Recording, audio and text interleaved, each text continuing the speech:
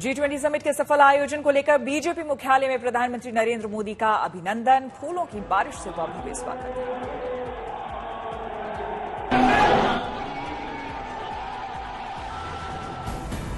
प्रधानमंत्री ने हाथ हिलाकर समर्थकों का अभिवादन किया स्वीकार। G20 की कामयाबी से गदगद दिखाई दिए पार्टी कार्यकर्ता। बीजेपी अध्यक्ष जेपी नड्डा ने प्रधानमंत्री मोदी की अगवानी की। नड्डा ने गुलदस्ता भेंट कर प्रधानमंत्री का किया स्वागत।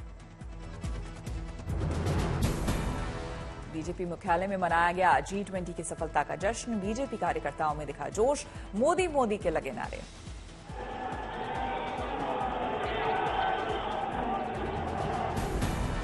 अमित शाह, राजनाथ सिंह, जेपी नड्डा समेत बीजेपी के शीर्ष नेता भी रहे मौजूद। बीजेपी मुख्यालय में उमड़ी समर्थकों की भारी भीड़। गुरुवार को मध्य प्रदेश और छत्तीसगढ़ के दौरे पर रहेंगे प्रधानमंत्री मोदी। दोनों राज्यों के कई परियोजनाओं की देंगे सौगात। पीएम मध्य प्रदेश में 6 नए औद्योगिक पार्कों की रखेंगे आधारशिला। छत्तीसगढ़ में रेल परियोजनाओं को करेंगे समर्पित। 23 सितंबर को प्रधानमंत्री मोदी का वाराणसी दौरा। कई महत्वपूर्ण परियोजनाओं का करेंगे लोकार्पण और शिलान्यास।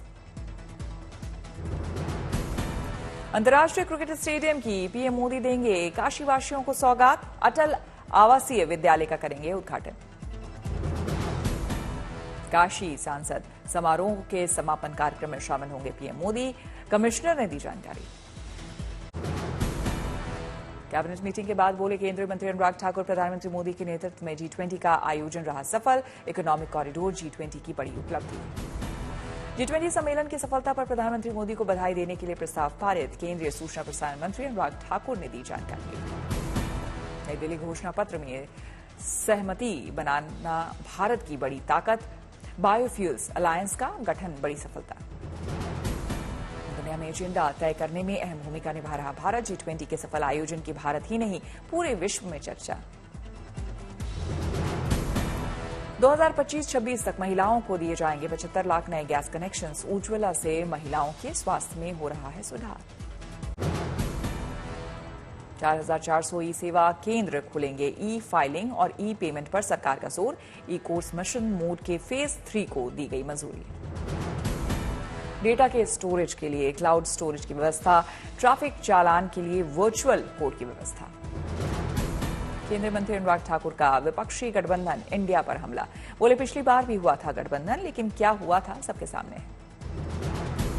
अनुराग ठाकुर ने विपक्ष पर कहा चोला बदलने से चेहरा और चाल चलन नहीं बदलेगा। कहा कुछ लोग जेल में हैं तो कुछ लोग बेल पर।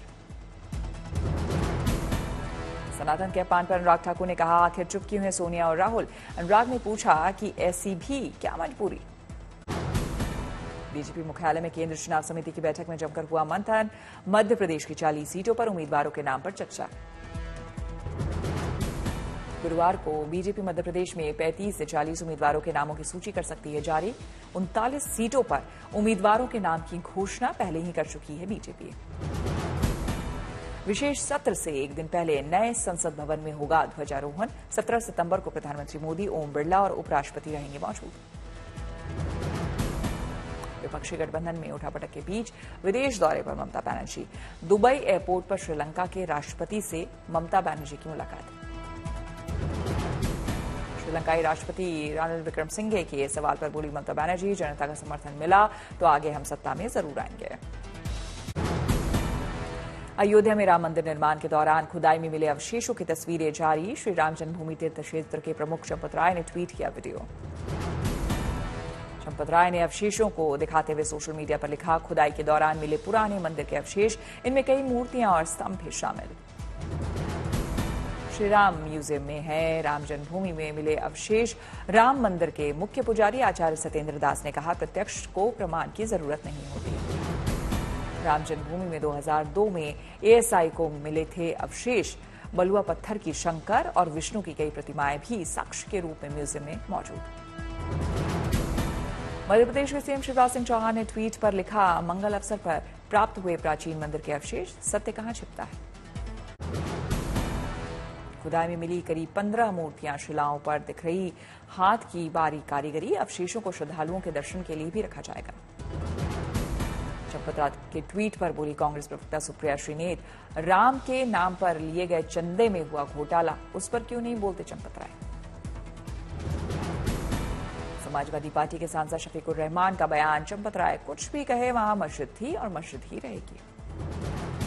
बीजेपी नेता मोहसिन रजा ने कहा, विपक्ष राम और राम मंदिर पर ना करे राजनीति, श्री राम करोड़ों लोगों की आस्था के हैं केंद्र। रामलला के मंदिर का प्रथम तल करीब करीब तैयार, जनवरी 2024 में प्रधानमंत्री मोदी करेंगे लोकार्पण।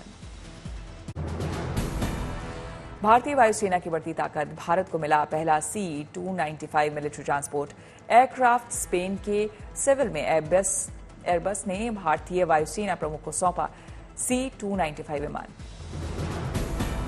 Airbus defence and space company के साथ 56 C-295 विमानों की हुई है डील। 4 साल में स्पेन से मिलेंगे 16 C-295 विमान, बाकी 40 C-295 विमानों का निर्माण भारत में ही किया जाएगा। 25 सितंबर को गाजियाबाद के हिंडन एयरबेस पहुंचेगा C-295। रक्षा मंत्री राजनाथ सिंह औपचारिक रूप से भारतीय वायुसेना के बेड़े में करेंगे शामिल। प्रधानमंत्री मोदी ने वडोदरा में C-295 विमानों की विनिर्माण सुविधा की रखी थी आधारशिला। 2026 में बनेगा पहला स्वदेशी C-295 मिलिट्री ट्रांसपोर्ट एयरक्राफ्ट। वायुसेना प्रमुख air chief marshal BR Chaudhary, देश के लिए मील का पत्थर साबित होगा। C-295 एक राष्ट्र के लिए ये एक नए युग की शुरुआत का है प्रतीक। पेपरलेस हुई गुजरात विधानसभा, राष्ट्रपति द्रौपदी मुर्मू ने नेशनल ई-विधान एप्लीकेशन का किया शुभारंभ। ईवा के तहत राज्य विधानमंडलों को डिजिटल हाउसेस के तौर पर सक्षम बनाने की तैयारी, सदन की सभी सीटों पर लगाए गए टैबलेट। सदन में विधायक कागज पेन की जगह टैबलेट से करेंगे सवाल जवाब। टैबलेट में दर्ज होगा सभी जगह का पूरा ब्यौरा। सदन पूरी तरह से हुआ ऑनलाइन, मतदाता अपने विधायकों को भेज सकेंगे शिकायत, पूछ सकेंगे सवाल। प्रियंका गांधी ने शिमला में लैंडस्लाइड में दबे शिव मंदिर का किया दौरा, सीएम सुखविंदर सिंह सुक्खू भी रहे मौजूद। प्रधानमंत्री नरेंद्र मोदी के MP दौरे से एक दिन पहले सीएम शिवराज सिंह चौहान ने किया बीना का दौरा, कहा यहां निवेश और रोजगार का रचा जाएगा इतिहास। जैसलमेर में बॉर्डर से सटे BSF की सीमा से सटे गांवों और चौकियों का ओम बिरला ने किया निरीक्षण, प्रबुद्ध सम्मेलन में लोगों को किया संबोधित। लोकसभा स्पीकर ओम बिरला ने BSF के अधिकारियों से की मुलाकात, अधिकारियों ने हथियारों के बारे में दी जानकारी। गुरुवार को रायगढ़ में एक दिवसीय दौरे पर होंगे प्रधानमंत्री नरेंद्र मोदी। प्रधानमंत्री मोदी रायगढ़ के लोगों को देंगे कई योजनाओं की सौगात। दिल्ली में दिव्यांगजन सहायता शिविर का किया गया आयोजन, समाज कल्याण मंत्री ने दिव्यांगजनों को बांटी ट्राईसाइकिल और सर्टिफिकेट। अमरावती में बप्पा की मूर्तियां सजाने में जुटे हैं मूर्तिकार, बप्पा के आगमन को लेकर उत्साहित है कलाकार। मूर्तिकार बना रहे हैं 1 फीट से लेकर 20 फीट तक की प्रतिमाएं, पिछले साल के मुकाबले इस साल महंगी है मूर्तियां। खंडवा के एकात्म धाम में आदि शंकराचार्य की मूर्ति के अनावरण के कार्यक्रम की तैयारियां जोरों पर, 14 सितंबर से शुरू होगा 1 हफ्ते का कार्यक्रम। मंदाता पर्वत की खास पूजा के साथ होगी आयोजन की शुरुआत, 18 सितंबर को होगा मूर्ति का अनावरण। रांची में राष्ट्रपति द्रौपदी मुर्मू ने वीडियो कॉन्फ्रेंसिंग के जरिए आयुष्मान भव अभियान की शुरुआत की, कई लोगों को कार्यक्रम में किया गया सम्मानित। देवघर में आयुष्मान भव अभियान की हुई शुरुआत, घर घर जाकर बनाया जाएगा लोगों का Ayushman card. Lucknow railway station पर NSG कमांडो, यूपी पुलिस और ATS ने किया मॉक ड्रिल, किसी भी स्थिति से निपटने का किया ट्रायल। नागपुर में मनाया गया मारबत उत्सव, 143 सालों से है उत्सव को मनाने की परंपरा। ठाणे में गणेशोत्सव से पहले सड़कें होंगी गड्ढा मुक्त, गड्ढों में डामर भरने का युद्ध स्तर पर हो रहा काम। हाल ही में बीजेपी की संकल्प यात्रा में शामिल हुई deputy CM Devendra Fadnavis tractor पर हुए सवार, गजेंद्र सिंह शेखावत ने चलाया ट्रैक्टर। करोलबाग में श्रीकृष्ण जन्माष्टमी पर निकाली गई भव्य शोभा यात्रा, बड़ी संख्या में यात्रा में शामिल हुए श्रद्धालु।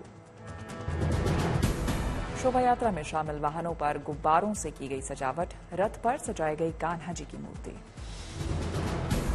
मुंबई में जोरों पर चल रही गणेश चतुर्थी की तैयारियां, कागज से बप्पा की तैयार की गई 21 फीट लंबी मूर्ति।